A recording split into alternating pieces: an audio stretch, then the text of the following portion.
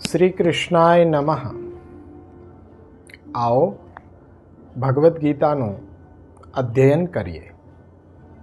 18 અધ્યાયના નામ આપણે સૌએ જોયા, યાદ રાખ્યા। હવે ગીતાજીનો અભ્યાસ કરીએ। આપ સૌને ધ્યાન હશે કે 18 જે યોગ છે એ યોગ શા માટે છે?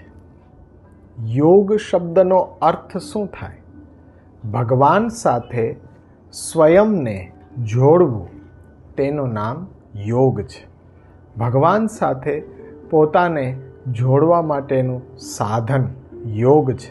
ભગવાન સાથે પોતાને જોડવાનો જે માર્ગ છે એ યોગ છે। કોઈ પણ બે સજાતીય વસ્તુને એકબીજા સાથે જોડવું એનું નામ યોગ છે। યુજીર યોગે, સંબંધ જોડવો એનું નામ યોગ, અને યુગ સમાધો એટલે ચિત્તવૃત્તિની સમાધિ, એકાગ્રતા, સ્થિરતા એ યોગ છે।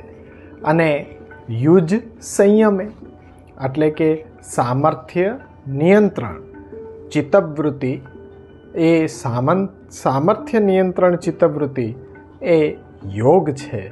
તો આ દરેક અધ્યાયની પાછળ યોગ લાગેલો છે એનું આ સ્વારસ્ય છે।